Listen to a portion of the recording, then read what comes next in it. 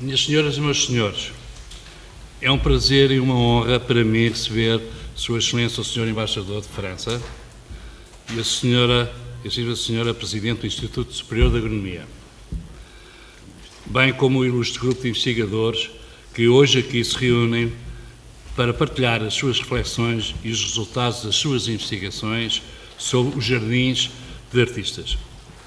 A área dos jardins é-nos particularmente cara. Interessa-nos o seu planeamento, a sua realização, a sua manutenção e ainda os valores simbólicos a ela associados. Os jardins do Palácio Fronceira são também, de certo modo, jardins de artista, que foram sendo preservados e mantidos ao longo dos séculos por diferentes membros da família de Mascarenhas, que se relacionaram com eles de modo diverso, por vezes muito pessoais.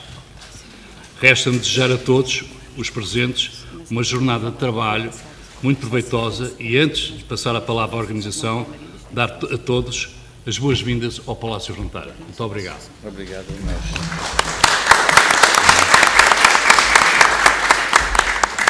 Bonjour, Monsieur l'ambassadeur de France. Bonjour, Monsieur le Marquis de Fronteira. Nous attendions la présidente de l'Institut d'agronomie qui n'a pas pu venir dernière minute et donc je la remercie aussi et je remercie l'Institut d'agronomie d'avoir accueilli cet événement. Je remercie et je salue Madame Sonia Azambuja, la présidente de l'Association des Amis du Jardin botanique. Bonjour mesdames et messieurs, merci de votre présence dans une salle si belle que je regarde dedans, je regarde dehors, je me dis on n'a pas besoin de conférence. Je remercie Monsieur l'ambassadeur qui aime le Portugal, Monsieur l'ambassadeur Jean-François Blachel et sa femme Sabine qui est aussi ici. Vous aimez le Portugal, nous savons, mais vous avez quelque chose de très spécial, vous croyez au portugais. Merci. Je crois que nous faisons en ce moment aussi un hommage aux 75 années de la présence et de l'existence du cours d'architecture paysagiste au Portugal. Ça fait déjà 75 années. Quand le professeur Caldeira Cabral a commencé ce cours, il a été extrêmement important et assez difficile à faire survivre parce que c'est une profession qui se veut entre l'ingénierie, la botanique et en même temps l'art des jardins, mais aussi, disons, une profession de projet. Donc elle rentre dans l'architecture, elle rentre dans l'ingénierie et elle a eu du mal à faire une racine. Nous sommes les produits, nous en agronomie, dans l'Institut d'agronomie, nous sommes les produits de cet effort qui permet la liaison entre la science et l'art des jardins. Et donc, nous faisons cet hommage qui va avoir plusieurs événements. Celui-ci fait partie de ces 75 années et nous sommes très heureux de pouvoir le partager ici. Je voudrais passer la parole à Monsieur l'ambassadeur, juste un petit mot, et ensuite à Sonia. Vou falar em português. Ça c'est bien. Vous voyez, il aime les Portugais. Senhor Marquês, muito obrigado por ter nos convidado no seu palácio. É sempre prazer estar aqui no palácio e nos jardins, porque realmente é uma beleza mantida através das gerações pelos marqueses. A Embaixada da França é muito contenta e honrada por ter participado de maneira modesta na organização deste colóquio, que vai abordar um tema muito importante através de vários exemplos e estamos muito contentes que haja um exemplo de um artista francês, um escritor e diplomata, Chateaubriand, que vai ser um dos exemplos de hoje, com a sua influência no arte dos jardins, que é Chateaubriand. E também através de outros artistas portugueses ou de outra nacionalidade, e também citar o inevitável Monet com o seu Jardim de Giverny. Muito obrigado pela organização deste colóquio, ao qual a Embaixada participa com muito prazer.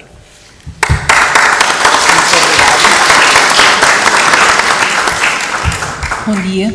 Gostaria de agradecer, em primeiro lugar, ao Sr. Marquês por nos receber neste colóquio, ao Sr. Embaixador pelo apoio que deu à organização do mesmo e à professora Cristina Castelo Branco, que teve esta ideia de juntar estes investigadores para falar sobre o tema de jardins de artistas. Eu estou aqui porque, como professora do ISA, do Instituto Superior de Agronomia, mas também como presidente da Associação dos Amigos Jardim Botânico da Ajuda, que participou na organização com muito gosto deste colóquio. A Associação dos Amigos foi fundada em 2000 e desde aí que tem organizado uma série de eventos de viagens de turismo cultural em Portugal e no estrangeiro para conseguir recuperar o Jardim Botânico da Ajuda. É o nosso primeiro jardim botânico, fundado no século XVIII.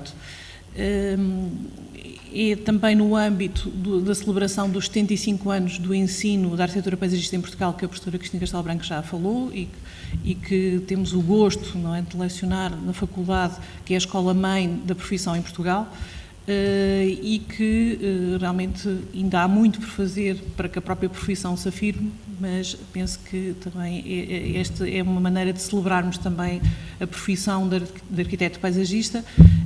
E vamos falar essencialmente de artistas que são autodidatas, quer dizer, que não tiveram a formação e que ainda têm mais valor, porque conseguiram alcançar um nível excepcional, tanto artístico como, e poderemos considerá-los como muitos que são autênticos arquitetos paisagistas, não é por se ter um curso que se pode dizer que é um arquiteto paisagista. Depois temos que ter toda a parte de criatividade e de profundidade que muitos destes artistas que hoje vamos ouvir têm. Muito obrigada. Muito obrigada, Sónia.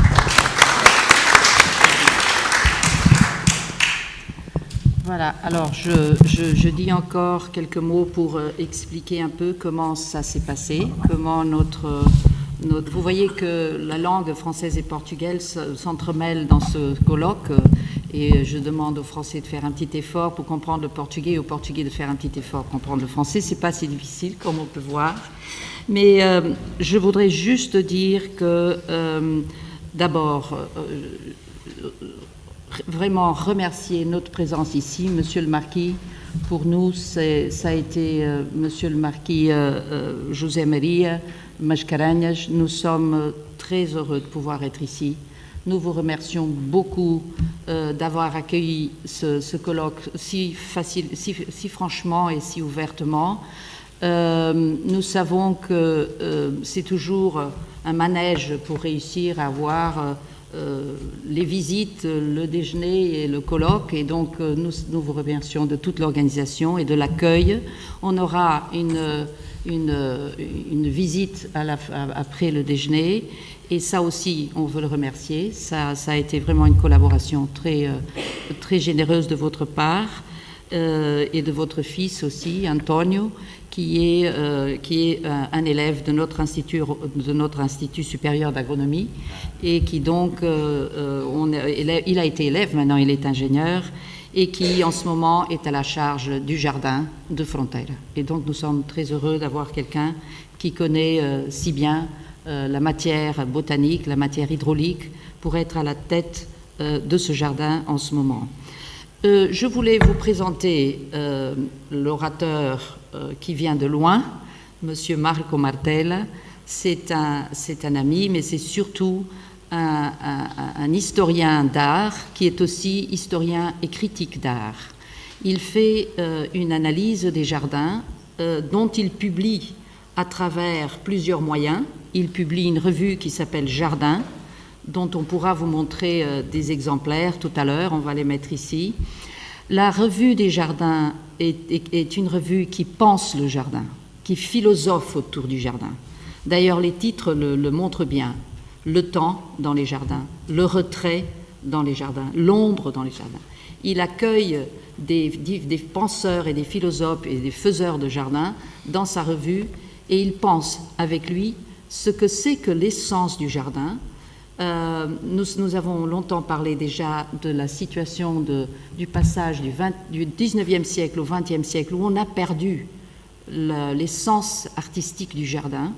On a commencé à parler d'espace vert au lieu de parler de jardin. Donc nous sommes des féroces défenseurs du jardin comme objet d'art.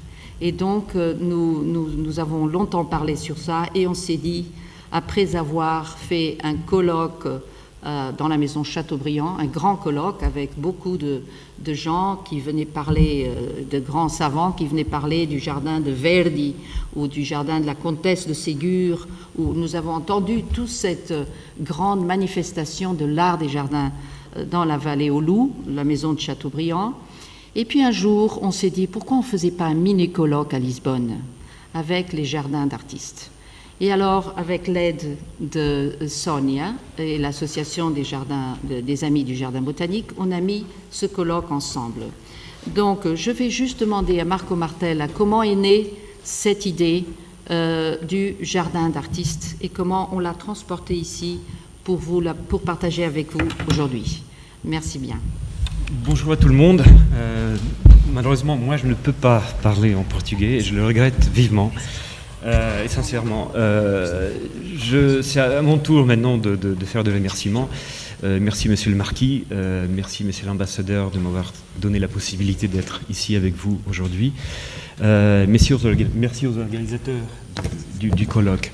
Donc effectivement, comme Cristina Castelbranco l'a très bien dit, ça, la rencontre d'aujourd'hui, c'est un peu l'acte 2 d'un premier colloque qui s'est déroulé sur 2 jours au parc de la Vallée aux Loups, dont je vais vous parler tout à l'heure.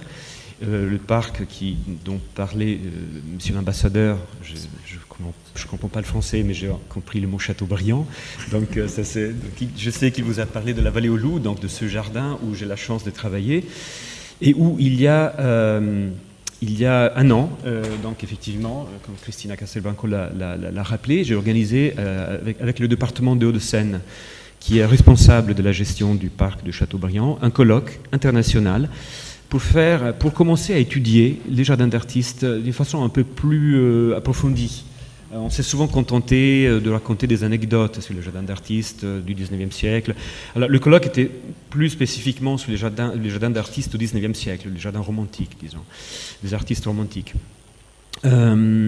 Et alors que moi je pense que c'est un sujet, effectivement, Christina l'a bien dit tout à l'heure, très important parce que les jardins d'artistes mettent en avant d'une façon évidente, forte, puissante, la dimension esthétique du jardin. Alors, à l'époque où on a une vision souvent un petit peu trop fonctionnelle du jardin, et donc on a un peu perdu cette culture forte du jardin, ces dimensions, ces valeurs esthétiques et philosophiques très fortes. Les jardins d'artistes nous montrent la voie, nous montrent comment on peut les comprendre et comment on peut s'en nourrir, nous qui travaillons dans le monde des jardins, y compris donc les paysagistes, par exemple, ou les jardiniers, y compris nous dans nos propres jardins, si vous voulez.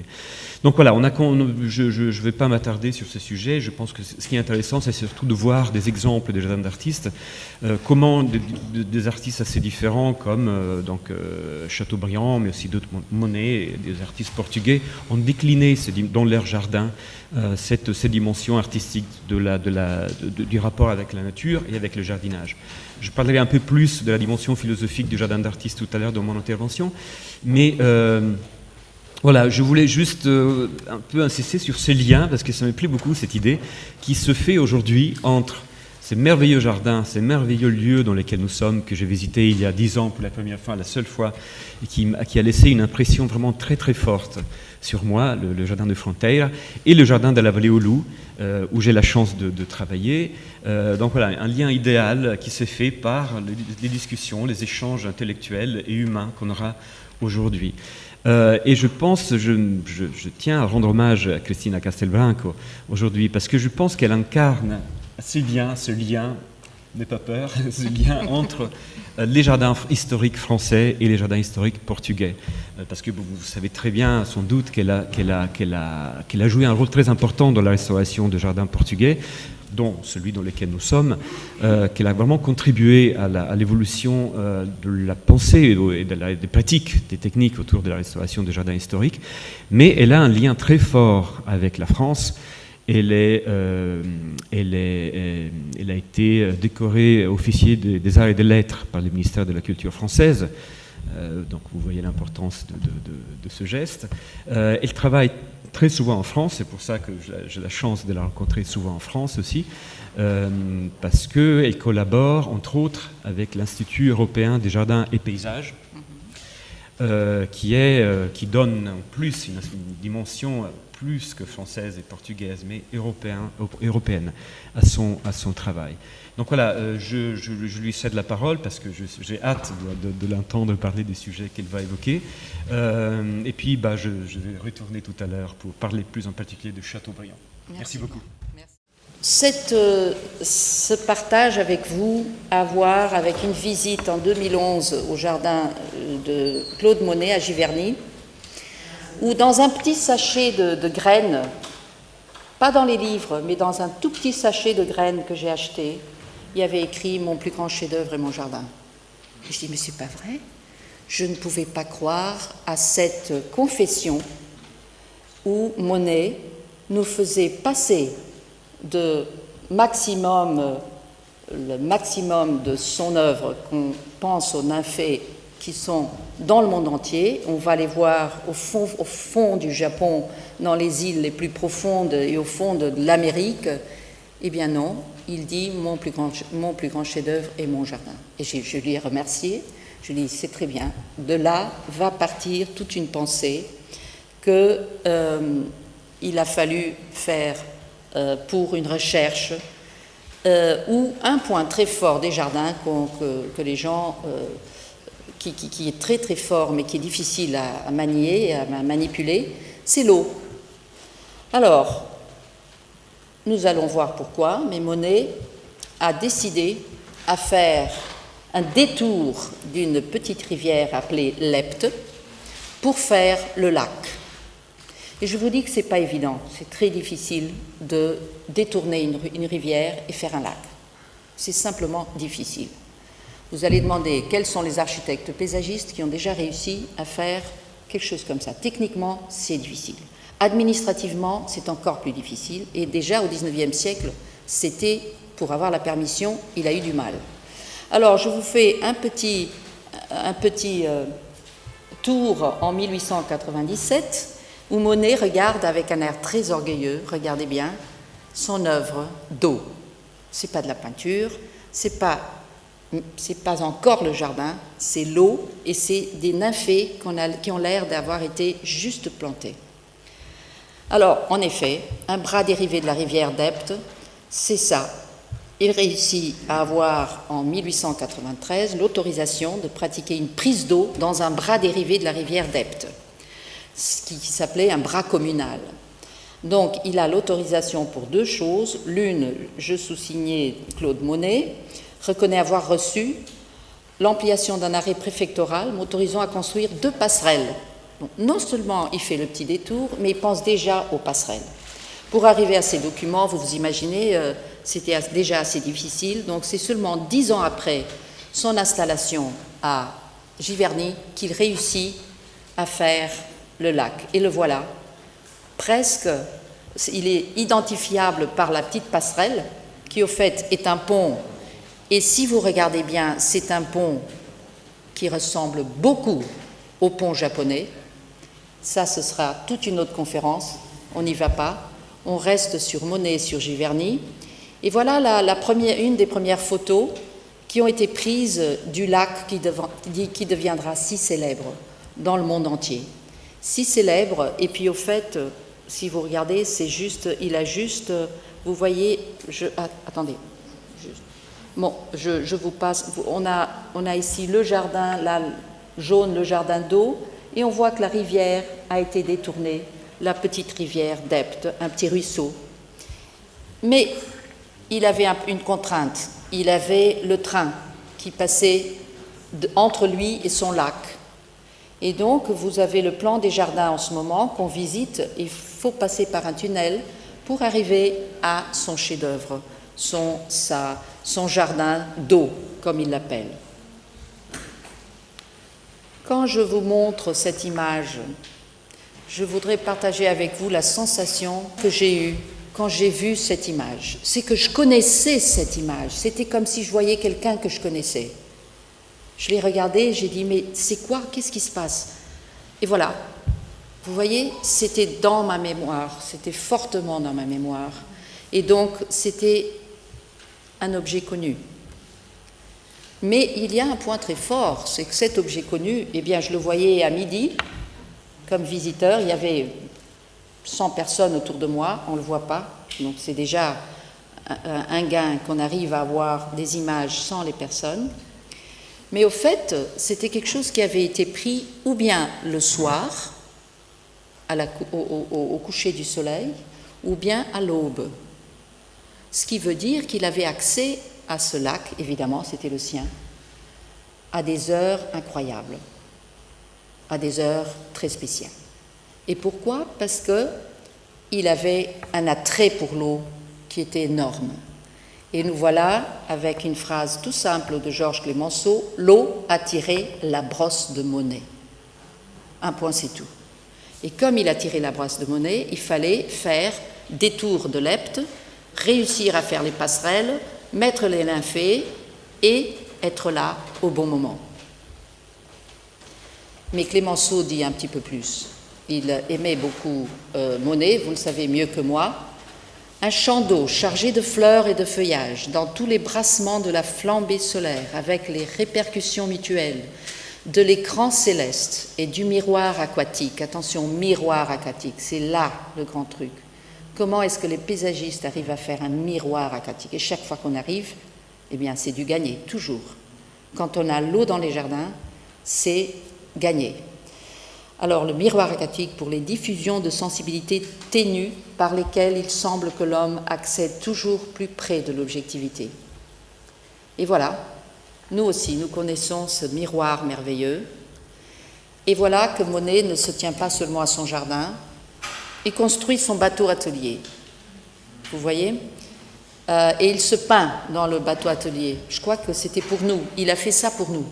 Il a dit, écoutez, j'ai réussi à peindre l'eau parce que je me suis donné le travail et tout l'effort de me faire un petit bateau.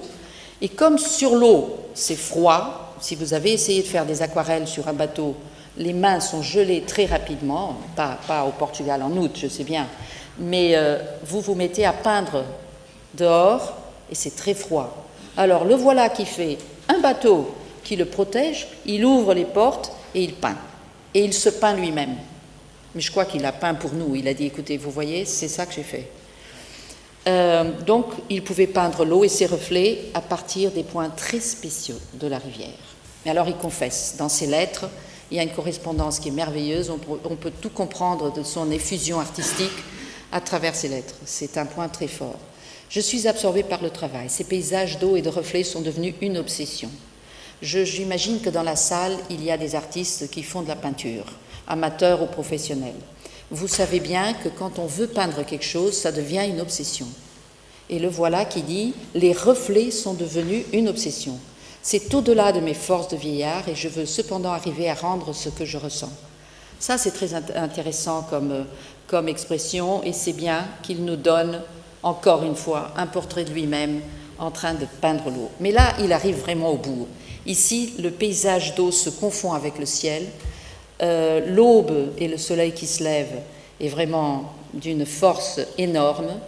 La capacité de peindre l'eau, il l'a atteint vraiment à son maximum dans ce tableau. Donc, un soir, il confie à propos de son travail, je poursuis un rêve, je veux l'impossible. Les autres peintres peignent un pont, une maison, un bateau. Ils peignent le pont, la maison, le bateau, et ils ont fini. Je veux peindre l'air dans lequel se trouve le pont, la maison, le bateau. La beauté de l'air où ils sont, et ce n'est rien d'autre que l'impossible. Et quand même, il atteint vraiment un point très près de l'impossible. Je passe de l'eau au... peut-être un peu trop abruptement, revenons sur l'eau un peu. Je passe de l'eau sur les fleurs. Les images des fleurs et les fleurs qu'il a plantées et qu'il a fait grandir ont aussi une signification énorme pour ceux qui aiment les jardins.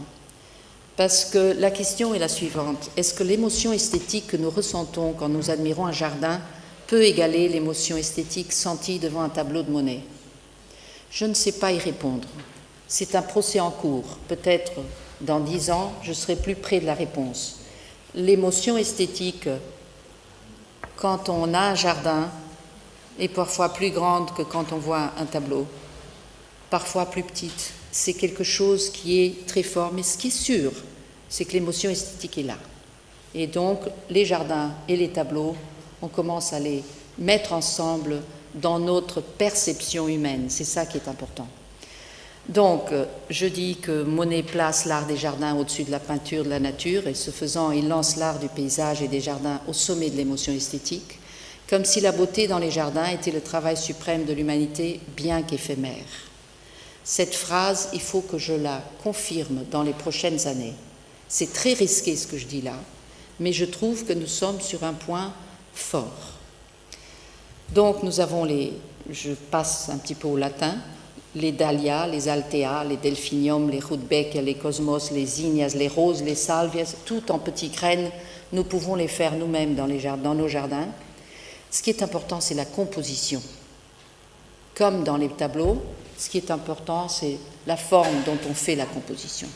Et donc, ce qui est difficile, et ce qu'on essaye d'enseigner à nos élèves de végétation et de botanique et de plantes d'ornement, c'est la composition.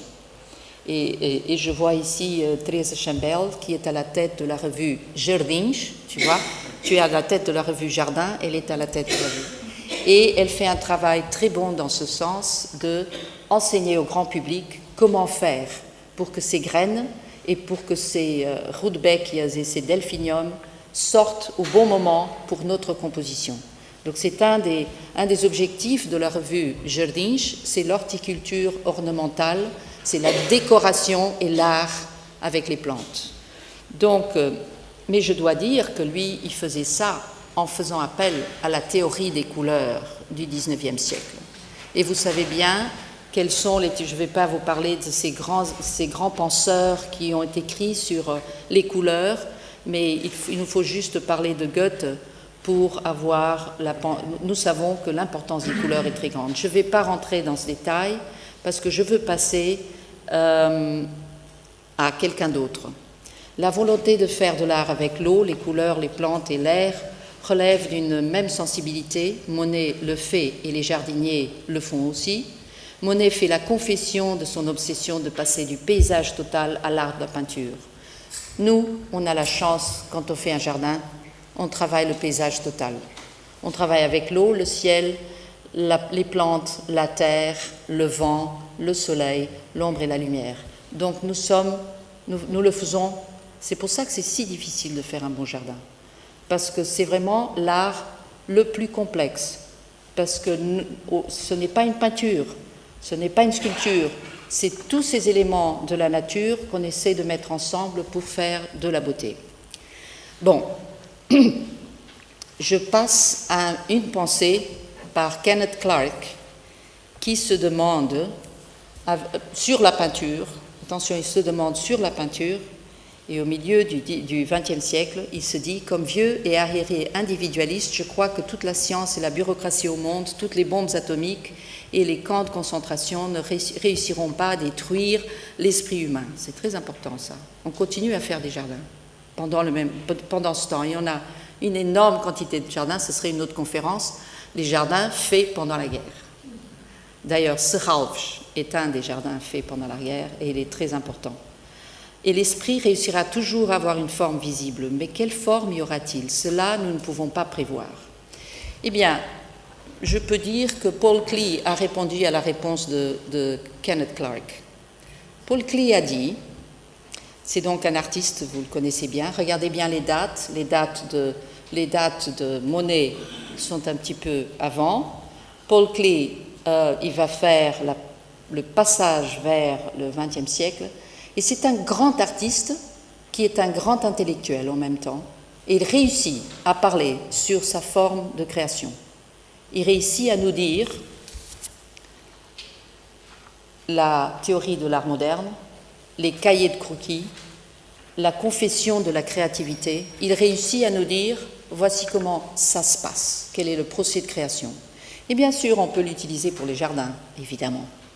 Et donc, il nous dit que le jardin, il nous dit que la peinture est une abstraction, mais nous avons du mal à faire des abstractions dans le jardin, parce que tout est réel. Le temps est réel, les plantes sont réelles. On ne peut pas faire des abstractions si facilement qu'en peinture, comme il le fait. Ceci s'appelle le jardin, cette peinture. Et on se demande comment est-ce que l'artiste arrive fréquemment à ce qui ressemble à une déformation tellement arbitraire des formes de la nature. On a un jardin, et le voilà qui dit que ceci, c'est le jardin près d'un ruisseau. Voilà, à droite, imaginez l'abstraction, c'est un jardin près d'un ruisseau. Voilà. Il nous parle aussi de la métaphore de l'arbre. Il dit que l'artiste est comme un arbre et qu'il prend les diverses formes du monde. Il a donc un procès créatif qui est orienté vers la peinture moderne. C'est lui un avant-gardiste de la peinture moderne. Et on essaie de voir comment ça s'applique au projet paysagiste. D'abord, le pouvoir du sous-conscient, ça c'est très difficile, je ne vais pas y rentrer. C'est Freud. Ils vont être contemporains et Paul Klee va lire Freud. Donc, il va lier les deux choses. L'émotion esthétique qui parcourt un jardin et l'émotion d'un être humain face à un tableau ou à travers un jardin. Encore juste une petite référence à Geoffrey Jellicoe, aussi un grand penseur, cette fois-ci anglais, qui a écrit énormément sur les jardins, qui a fait à peu près 200 jardins, et qui nous a demandé, qui nous a dit, nous pouvons et nous devons faire devenir la construction du paysage aussi signifiante que la peinture, aussi importante que la peinture. J'ai fait ici une liaison. Nous avons les roses de Jellicoe dans le Rose Garden in Clifton, et puis nous avons un artiste portugais, très très bon artiste portugais, José Escada, qui nous fait des images qui se ressemblent d'un certain point. Je vais vous parler de Roberto Burle Marx, c'est un troisième qui fait je me suis servi de Paul Klee pour faire la liaison entre Roberto Burle Marx et Monet. Il est effectivement Roberto Burle Marx, c'est le dernier. On l'a eu ici, on a eu à l'Institut d'agronomie en 1990. Il a fait une conférence dont les jeunes élèves, dont Thérèse a été une élève, a reçu l'importante conférence qu'on a réussi à avoir de M. Burle Marx. Il n'est peut-être pas très connu par les Français, mais il est très connu par un Français penseur, critique d'art, un homme important au niveau de l'histoire et critique d'art, M. Jacques Lénard, qui en a écrit déjà plusieurs livres et qui nous explique l'art de Roberto Burle Marx. Donc, je vais rapidement vous montrer surtout des images. Eliconia, le symbole de son atelier. Le voici, Roberto Burle Marx. Il est brésilien, moitié allemand. Il a fait son jardin s'appelle le Sitio, c'est tout près de Rio. Et c'était un peintre. Au début, c'était un peintre. Il peignait. Il faisait, bien sûr, il était enchanté par les couleurs du Brésil. Le voilà qui fait de la peinture qui ressemble un peu à des choses de Picasso, bien sûr, bien plus tard, mais quand même, il a un trait très simple et très dégagé. Et le voilà qui fait un projet de l'aquarelle, on dirait de l'aquarelle, mais au fait, c'est un projet de jardin. Si vous regardez, c'est le jardin du palais Capanema, et c'est en 1938. Donc, il commence à faire la liaison entre les couleurs et la composition artistique et comment le passer à un jardin à un parc et même à tout un espace urbain, à une ville. Ce que vous voyez ici, ce n'est plus une peinture comme celle-ci, mais c'est déjà un plan où il y a des autoroutes, où il y a des liaisons, et puis la peinture est dedans. Jacques Lénard nous dit que Burle Marx a retransposé, je m'excuse, il y a une faute, dans la peinture l'expérience même du jardin, expérience marquée à la fois par la contrainte des cheminements de la liberté d'évasion du regard qui donne au corps une ubiquité imaginative et sensible. Finalement, le fait qu'on se promène dans un jardin nous fait l'appréciation esthétique double, triple, parce qu'on marche. Je vais être plus rapide, c'est encore un plan de jardin, et c'est pourtant une peinture.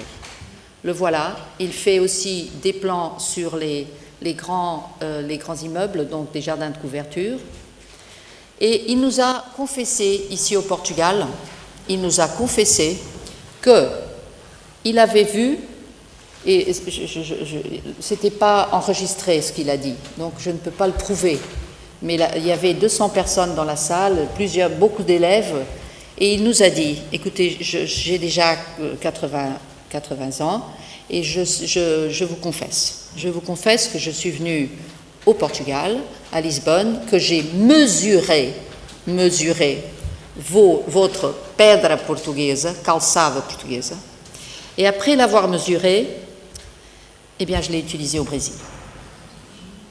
Et il l'a confessé, il a dit, c'est vraiment copié. Comme ceci est devenu un icône immédiat, on pense immédiatement au Rio et au Grand Calçadão, que vous pouvez voir là, où les gens, très très fort comme image. Nous remercions M. Burle Marx d'avoir pris cette idée portugaise si belle et de l'avoir emportée comme artiste, comme faiseur de jardin à Rio. Mais il ne s'est pas tenu à ça seulement. Il a commencé à utiliser le noir et le blanc des pavés pour faire des peintures lui-même. Voici ce qui se passe à Rio avec les arbres, les voitures, et on arrive à voir de l'art quand même. Regardez comme c'est beau. Vu d'en haut, des grands immeubles de Copacabana, nous avons des peintures exceptionnelles et donc qui sont l'œuvre de Burle Marx. Bien sûr, il avait peut-être pas pensé à mettre des ouvertures pour les égouts qui font une petite pointe noire, ni même ce monsieur qui regarde, mais c'est très intéressant qu'il est venu chercher au Portugal un point d'inspiration si fort. Lui-même, il a travaillé avec des plantes en grandes et énormes taches de couleurs. Il utilise beaucoup les résines et la tradescância. Et donc, il passe des azulejos, de la peinture aux azulejos, des azulejos au jardin, et il nous fait comprendre qu'il y a un lien très fort entre les deux choses. Il a fait le ministère, il a beaucoup travaillé à Brasilia, je vais juste vous montrer, parce que là, c'est Burle Marx, l'urbaniste au sens celui qui travaille dans l'espace urbain. Brasilia est un endroit très sec, donc il a mis de l'eau partout. Ça, c'est devant le ministère de la guerre. Et donc, c'est très fort comme image, ces cristaux qu'il a fait comme artiste sculpteur, là maintenant. Et il a mis les cristaux qui ressemblent à des bombes, évidemment, mais qui sont aussi un lien à des cristaux qu'il existait dans le sol de cet endroit. Dans l'eau, bien sûr, vous avez des oiseaux. Et immédiatement, nous sommes dans un endroit où on reprend la fluidité des lignes de dessin de Burle Marx, mais cette fois-ci avec l'eau et avec les pavés. Il a aussi utilisé l'eau à grand flot dans le ministère des Affaires étrangères. Ça c'est le ministère des Affaires étrangères, l'autre c'est le ministère de la Justice. Il utilise une végétation très forte qui le maintien ne permet pas, et le maintien n'est pas le meilleur, c'est ça toujours un problème au Brésil, mais voilà qu'il a mis ces plantes et ces éléments d'eau en dialogue avec une architecture très forte, une architecture du modernisme. Voilà le plan un plan très déjà de 79, Vargem Grande, mais vous pouvez voir que ça ressemble, c'est un plan de jardin, mais ça ressemble à une peinture. Nous sommes très près, Il joue vraiment avec nous. Il nous fait une liaison si forte. Ça, c'est une peinture qui est à l'ambassade de l'Allemagne. On lui a demandé de faire le jardin. Il a commencé par faire la peinture et ensuite il a fait le jardin, où on retrouve ici et là des éléments de la peinture. Voilà. Il fait un pavé, mais il le fait de deux façons, et puis avec le gazon. Il fait ça souvent. Il fait ça avec des azulejos, ça c'est dans son sitio déjà. Il fait ça aussi, il dessine aussi le parc du Flamengo à Rio de Janeiro, le grand parc qui longe une des plantes marginales. Et voilà le dessin. Ensuite, le jardin. C'est un énorme parc avec le musée d'art moderne juste à côté. Et il joue avec l'eau encore. Il va faire des sculptures qui sont en dialogue avec les palmiers, les pierres, encore des palmiers dont il se sert comme des éléments structuraux de ça. Et voilà son dessin au début, très bien tenu, et ensuite il y a le problème du maintien. Et il va nous dire quelque chose sur ça. Je vais juste vous dire qu'il a aussi travaillé à Caracas, et si on ne voyait pas, on pourrait penser que c'est une peinture. Au fait, c'est tout simplement un dessin qui a des chiffres, et il y a une légende, avec la savane, la chérophyte. Il aimait beaucoup travailler avec les plantes très spéciales. Et donc, nous avons ici un petit point, vous voyez ici, ce petit bout ici, de cette peinture, soi-disant. Eh bien, quand on revient à 3 dimensions, ça devient ça. Donc, parce qu'à 3 dimensions, vous avez l'énorme vue de la montagne, et parce que le rond est devenu un restaurant. Il a bien sûr, il fait l'utilisation des azulejos, et là, bien sûr, il nous dit que c'est importé du Portugal, toute cette inspiration. Et juste pour finir, nous avons son amitié avec Margaret Mee. Margaret Mee est une illustratrice botanique, elle est aquarelliste. Et alors, tous les deux, ils vont dans l'Amazone. Ils vont chercher des plantes comme on va au magasin chercher des petits gouaches pour nos aquarelles. Ils vont chercher des plantes ensemble. Elle dessine les plantes et lui, il met toute une équipe en train de prendre des graines et des plantes pour les emmener dans son sitio et pour en faire et pour s'en servir comme aquarelle, comme gouache. C'est le sitio, voilà le secret de Burle-Margue. Il avait un énorme 3 hectares de sombral, ça fait de l'ombre, ce qui permet aux plantes tropicales de vivre avec, du moment qu'on leur donne de l'eau. Et voilà les plantes dont ses successeurs ont continué un travail formidable. Voilà des plantes absolument inouïes qui sont dans son sombral et qu'il a emmené de l'Amazonie et qu'il a mis en croissance pour les mettre dans les jardins de ses clients. Donc il fait tout. Il fait la peinture, il fait le dessin, il va chercher les plantes, il les met en reproduction et ensuite il les passe à ses clients. Le sitio est un endroit merveilleux que je vous recommande, un endroit où les plantes tropicales vont bien avec les plantes chérophyques. Et je voulais juste dire que Monet met l'art de construire d'un jardin dans un point très fort. Burle-Margue mélange les deux formes d'expression. Il les mélange vraiment. Il utilise la peinture pour projeter des jardins et il dit « J'ai appliqué à la nature elle-même des principes de composition plastique en accord avec le sentiment esthétique de mon époque. » En résumé, le jardin fut la forme d'organiser et de composer mes œuvres picturales utilisant des matériaux non conventionnels. Et voilà, sa maison, ça c'est son jardin juste à côté de sa maison à Sitio. Et si vous remarquez, il y a des pierres. Et dans sa maison, il y a des éléments très portugais, comme vous pouvez voir cette cette commode. Et quand il avait quelqu'un à déjeuner et qu'il y avait une fête, eh bien, la serviette, il la peignait. C'est une serviette peignée par lui. Et si c'était plus grand, chaque fois, il peignait une plus grande parce qu'il y avait plus de convives dans la maison. C'était un vrai artiste. Et on a du mal à penser quelle est la différence entre ceci, et du mal à penser comment il a travaillé à prévoir cette composition si belle, comment il a travaillé les plantes. Vous voyez tous les noms autour. Vous voyez, il fait la partie pictorale et ensuite il met la botanique. Et ça donne des éléments très forts de beauté. Et le voyage à Sitio est bien mérité. Il a aussi utilisé des démolitions, des matériaux de démolition portugais qui étaient arrivés au XVIIe et XVIIIe siècle. Vous pouvez, voilà, des arches, des démolitions qu'on faisait à Rio et dont il a acheté toutes les pierres pour les mettre dans son atelier et en faire des éléments qui mélangent le modernisme avec la réutilisation des plantes, en plus avec ce qui est très joli, des broméliacées qui se mettent ici et là, donnant une touche tropicale à cette composition. Il a utilisé des pierres de démolition, il a utilisé des pierres qui étaient tout simplement des pierres. Il se sert des marches des grands palais portugais à Rio qui ont été démolis pour faire des fontaines. Ça, je vais passer très rapidement. Ça, c'est la partie horrible. Le maintien des jardins de Burle Marx n'est pas fait à Recife. Et vous les voyez, ces jardins de Burle Marx? Eh bien, ils sont comme ça en ce moment. Très, très triste, cette partie-là.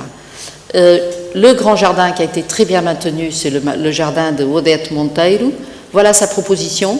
Vous voyez des petits cailloux, des petites choses comme ça, les voilà. Donc, on passe de ça à ça.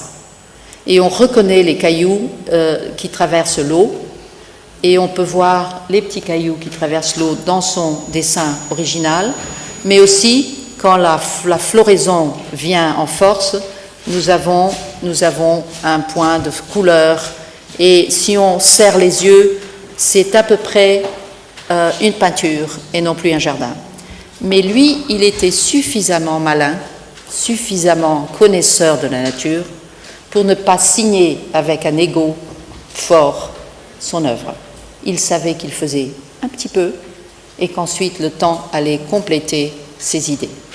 Et c'est ça, les jardiniers ont cette humilité, soi-disant, de savoir que ce n'est pas l'œuvre complète, c'est la nature qui complète.